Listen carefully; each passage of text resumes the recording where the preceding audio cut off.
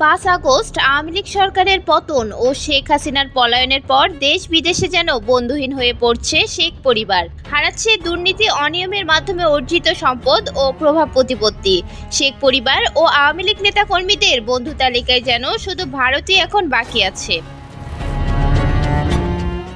দুর্নীতি, অর্থ আত্মসাৎ এবং লন্ডনে উপহার পাওয়া দুটি ফ্ল্যাটের তথ্য গোপন করায় ক্রমবর্ধমান চাপের মুখে মন্ত্রিত্ব হারিয়েছেন ব্রিটেনের সিটি এবং অর্থমন্ত্রী টিউলিপ সিদ্দিক।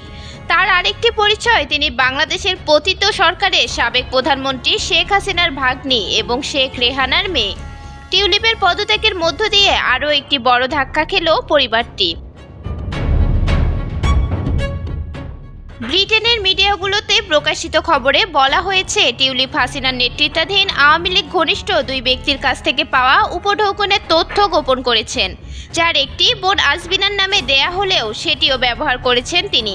এছাড়াও বাংলাদেশের ক্ষমতাচ্যুত প্রধানমন্ত্রীর শাসনামলের সঙ্গে জড়িত সম্পদ ব্যবহার এবং তা পাওয়ার অভিযোগে পদত্যাগ করেছেন বলে জানিয়েছেন যুক্তরাষ্ট্রভিত্তিক গণমাধ্যম ব্লুমবার্গ। এতে বলা হয়েছে, টিউলিপের মন্ত্রিত্ব ছাড়ার বিষয়ে তার লেখা চিঠি প্রকাশ করেছেন ব্রিটেনের প্রধানমন্ত্রী স্যার কিয়ের স্টারমার। সেখানে টিউলিপ বলেছেন, এটা স্পষ্ট যে অর্থ মন্ত্রণালয়ের মন্ত্রী হিসেবে আমার ভূমিকা অব্যাহত রাখা সরকারের কাজে বিঘ্ন ঘটাতে পারে। তবুও আমি প্রধানমন্ত্রীকে আশ্বস্ত করতে চাই, আমি সম্পূর্ণ স্বচ্ছতার সঙ্গে কাজ করেছি। টিউলিপের খালা শেখ হাসিনার শাসনামলে আত্মসাৎ হওয়া অর্থের মাধ্যমে অর্জিত সম্পদ থেকে লাভবান হওয়ার অভিযোগ ওঠার পর তিনি তার সরকারের আর্থিক পরিষেবা সংক্রান্ত দপ্তরে কাজ করছিলেন। তবে এতে তীব্র চাপের মুখে ছিলেন তিনি, বিশেষ করে সংশ্লিষ্ট খাতের নীতি, ব্যাংকিং, ফিনটেক, পুঁজিবাজার এবং আর্থিক দুর্নীতির বিরুদ্ধে তার কার্যক্রম অব্যাহত রেখেছিলেন। তবে হাসিনার দুর্নীতির সঙ্গে তার বিরুদ্ধে অভিযোগ ওঠায় পদত্যাগের ক্রমবর্ধমান চাপের মুখে পড়েন টিউলিপ। এরপর স্টারমারের নিরপেক্ষ তদন্তকারী লরি ম্যাগনেসের কাছে আত্মপক্ষ সমর্থন করেন তিনি। তদন্তকারীর রায় প্রকাশের পরই পদত্যাগে বাধ্য হয়েছেন হাসিনার ভাগ্নি।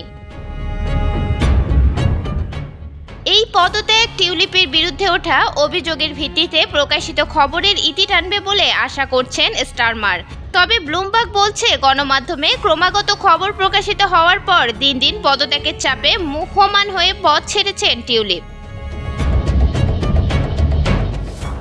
সংবাদ মাধ্যমটি আরও বলছে, গত বছর নির্বাচনে ভূমিধস জয় পাওয়ার পর থেকে ক্রমাগতভাবে জনপ্রিয়তা হারাচ্ছেন স্টারমার ও তার দল। ইতিমধ্যেই টিউলিপের স্থলাভিষিক্ত হয়েছেন এমা রেনল্ডস। এর আগে লন্ডনের ব্যাংকিং সেক্টরে প্রতিনিধিত্বকারী প্রতিষ্ঠান দ্য সিটি ইউকে এর প্রধান লবিস্টের দায়িত্ব পালন করেছেন তিনি।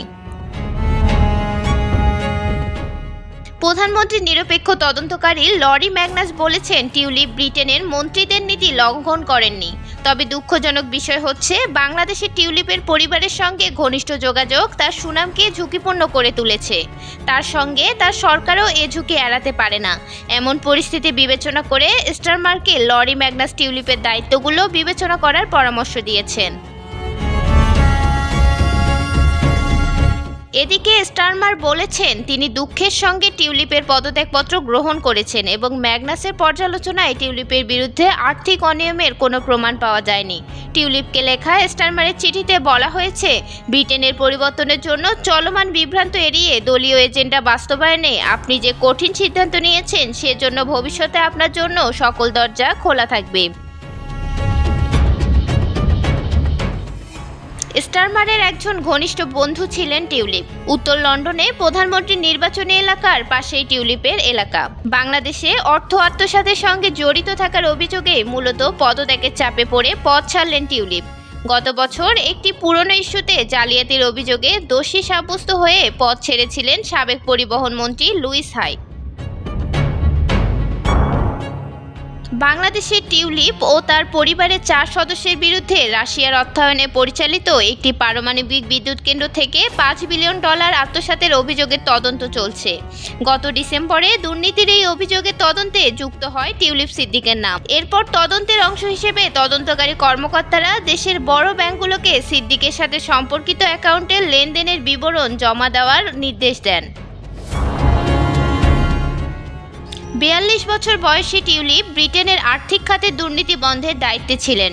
টিউলিপ সিদ্দিক ব্রিটেনের ক্ষমতাসীন লেবার পার্টির সদস্য ও এমপি। তার বিরুদ্ধে অভিযোগ, তিনি 2013 সালে বাংলাদেশে পারমাণবিক বিদ্যুৎ কেন্দ্র নির্মাণে রাশিয়ার সঙ্গে একটি চুক্তিতে মধ্যস্থতা করেছিলেন, যেখানে প্রকল্পের ব্যয় বাড়িয়ে ধরা হয়েছিল।